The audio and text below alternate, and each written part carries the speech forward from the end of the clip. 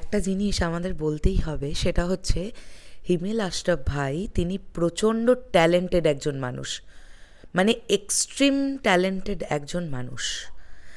Hello everyone, আমি পৌশালী চলে এলাম আজকের প্রথম ভিডিও নিয়ে। প্রথমেই বলি সকলকে ভেরি গুড মর্নিং। আশা করছি তোমরা সবাই খুব ভালো আছো। আমি একটুখানি আস্তে আস্তে কথা বলছি, তার কেননা আমি আমার এক দাদার বাড়িতে আছি। জাস্ট এখান থেকে ভিডিওটা করব, তারপরে আবার রওনা দিয়ে দেবো বাড়ির উদ্দেশ্যে। তাই এর পরবর্তী ভিডিওটা কখন আসবে সেটা বলতে পারছি না, বাড়ি ফিরে আবার ভিডিও করতে পারবো। আমি একটু আগে জাস্ট একটা জিনিস দেখলাম যে একটা সিনেমা তৈরি হচ্ছে। একটা সিনেমার গল্প নিয়ে যখন ইন্ডাস্ট্রির বাকি ডিরেক্টরসরাও সমানভাবে তাদের পছন্দ হয়, তাদের ভালো লাগে, তার মানেই বুঝতে হবে গল্পটার মধ্যে পোটেনশিয়াল আছে, কন্টেন্টটার মধ্যে পোটেনশিয়াল আছে। আমি জাস্ট দুদিন আগেও দেখছিলাম যে এস এ হক অলিক, যিনি বাংলাদেশের ভীষণই নামকরা একজন ডিরেক্টর, তিনি কদিন আগে সাকিব ভাইয়াকে নিয়ে তুফান নিয়ে একটি ভিডিও তৈরি করেছিলেন। আমি দেখেছিলাম, আমার খুব ভাল লেগেছিল। এগেন আমি গত 8 ঘন্টা আগে এসে হক অলিকের একটা পোস্ট করা ভিডিও দেখলাম, যেখানে উনি বলছেন যে রাজকুমারের গল্প আবারও অডিয়েন্সের হৃদয় ছুঁয়ে যাবে। এবারে একটা সিনেমা অডিয়েন্স তখনই কানেক্ট করতে পারে যখন সেই সিনেমাটা তাদেরকে সেন্টিমেন্টালি জুড়ে যাবে, ইমোশনালি কানেক্ট করতে পারবে, যেটা প্রিয়তমার ক্ষেত্রে হয়েছিল। প্রিয়তমার ক্ষেত্রে সুমন এবং ইতির এই যে ভালোবাসা, তারপরে তাদের ছাড়াছাড়ি, এবং এন্ড অফ দ্য ডে একটা ভালোবাসার জন্য একটা মানুষ কি করতে পারে, কোন এক্সট্রিম লেভেল অবধি যেতে পারে, সেটা দেখানো হয়েছিল। আর প্রিয়তমা ছবির ক্ষেত্রে শেষ 40 মিনিট বা আধ ঘন্টা এই ছবিটার জাস্ট জীবন ছিল, আমরা বলতে পারি। তো এখানেও রাজকুমারের গল্পের ক্ষেত্রে হিমেল আশরাফ ভাই বারবারই যেটা বলছেন যে রাজকুমার এমন একটা গল্প যেটা প্রিয়তমার রেকর্ডকেও ব্রেক করতে পারে। তার মানে বুঝতে হবে গল্পের দিক থেকে প্রিয়তমার থেকেও ভালো।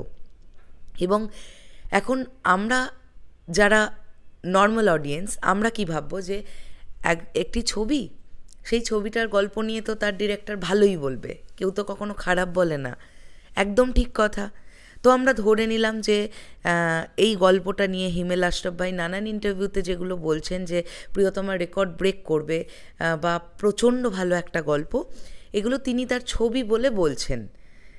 কিন্তু বাকি ডিরেক্টরসরাও যখন সেম কথা বলেন একটা ইন্ডাস্ট্রির, এবং যারা বলছেন যে গল্পটা শোনার পরে তারাও ইমোশনাল হয়েছেন, তার মানেই মাস অডিয়েন্সকে কানেক্ট করতে পারবে এই গল্পটা, এটা আমার মনে হচ্ছে। আর ইমোশনালি যদি মাস অডিয়েন্স একবার কানেক্ট হয়ে যায়, সেই ছবিকে বক্স অফিস কালেকশন মানে দুর্দান্ত হওয়া থেকে আটকানো খুব মুশকিল।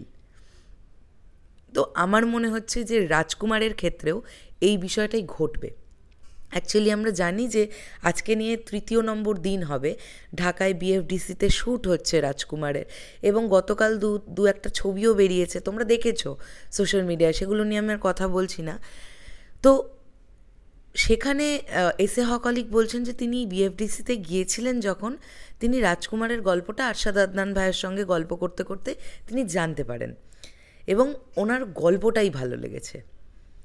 তাহলে একজন ডিরেক্টর যিনি মাত্র 45 দিনের মধ্যে একটা ছবি A to Z শেষ করতে পারেন, তাহলে এই ডিরেক্টরটি সময় পেলে, ভালো লোকেশনে শ্যুট করতে পারলে, সবটা নিজের মতন দায়িত্ব নিয়ে করাতে পারলে এই ছবিটা ডেফিনেটলি প্রিয়তমার থেকেও একটা গুণগত মানসম্পন্ন ছবি হবে, গুণগত মানের দিক থেকে আরও বেশি। কাজেই যখনই গুণগত মান থেকে বেশি হচ্ছে, তখনই অডিয়েন্স বুঝতে পারবে কোনটা তাড়াহুড়ো করে বানানো ছবি, কোনটা ধীরে সুস্থে সময় নিয়ে বানানো ছবি। হ্যাঁ, তো আমরা এটা ধরতে পারি যে এবারে 2024-এর রোজার ঈদে এই যে রাজকুমার আসছে, এই ছবিটা প্রিয়তমার কালেকশনকেও ব্রেক করার কিন্তু জায়গা আছে, পোটেনশিয়াল আছে তার মধ্যে। এর পরের বক্তব্যটা তো হচ্ছে দর্শকদের। ফাইনাল ভগবান একটা সিনেমার হয় দর্শকেরা, তারা দেখার পরে তাদের ফিল কেমন হচ্ছে, তাদের কেমন লাগছে। তো আমার মনে হচ্ছে এই ছবিটা খুব পজিটিভলি শুরু হয়েছে এবং খুব পজিটিভলি এগোবে। যে টাইম থেকে শুরু হওয়ার কথা ছিল এক্স্যাক্টলি সেই সময় থেকে শুরু হয়েছে, এবং আমার মনে হয় খুব গুছিয়ে সবটা হয়ে যাবে। তার কারণ হিমেল আশরাফ ভাইয়ের আমার যেটা ভালো লাগে খুব, উনি খুব অল্প কথা বলেন এবং অল্প কথার বলার মধ্যে উনি ওনার কাজটাকে খুব সুন্দরভাবে করতে পারেন।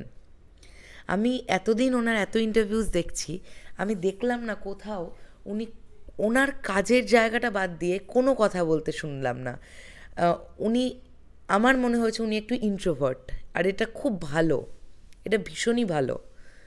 তো আমার খুব ভাল লাগলো এই ভিডিওটা দেখে। কোথাও না কোথাও গিয়ে মনে হচ্ছে যে না, আবার একটা মানে এমনটাও হতে পারে যে প্রিয়তমার রেকর্ডকে ভেঙে রাজকুমারের বক্স অফিস বাংলাদেশের সর্বোচ্চ বক্স অফিস হয়ে দাঁড়ালো।